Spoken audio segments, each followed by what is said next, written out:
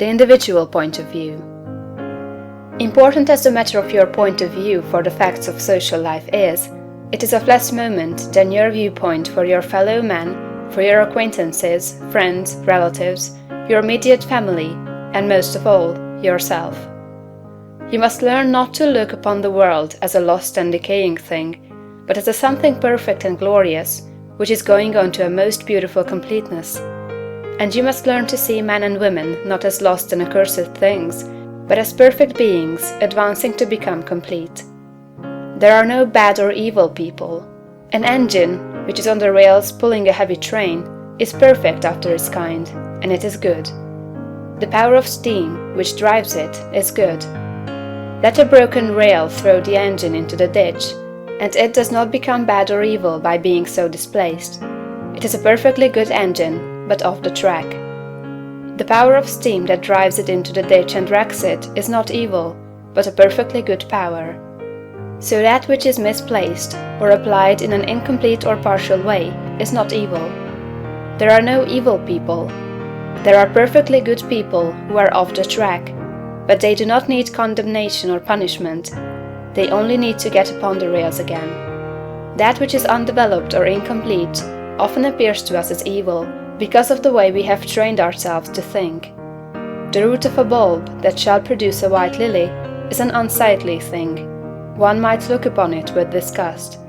But how foolish we should be to condemn the bulb for its appearance when we know the lily is within it. The root is perfect after its kind. It is a perfect but incomplete lily. And so we must learn to look upon every man and woman, no matter how unlovely in outward manifestation.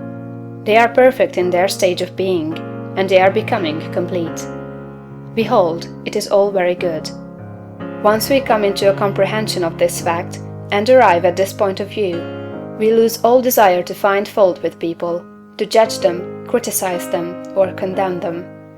We no longer work as those who are saving lost souls, but as those who are among the angels, working out the completion of a glorious heaven. We are born of the Spirit, and we see the kingdom of God. We no longer see man as trees walking, but our vision is complete.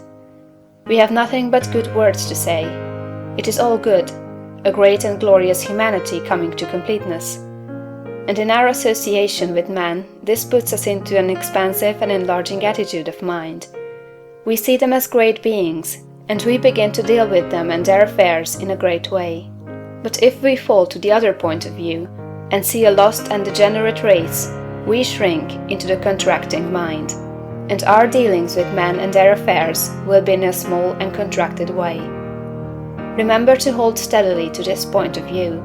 If you do, you cannot fail to begin at once to deal with your acquaintances and neighbors and with your own family as a great personality deals with men. This same viewpoint must be the one from which you regard yourself.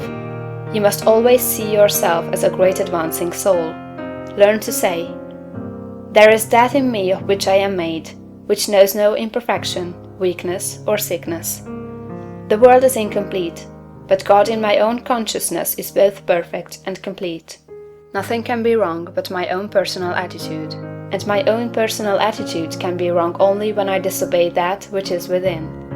I am a perfect manifestation of God, so far as I have gone, and I will press on to be complete. I will trust and not be afraid." When you are able to say this understandingly, you will have lost all fear, and you will be far advanced upon the road to the development of a great and powerful personality.